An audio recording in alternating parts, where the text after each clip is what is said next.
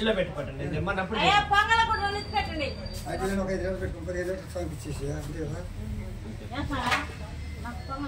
అట్లాగే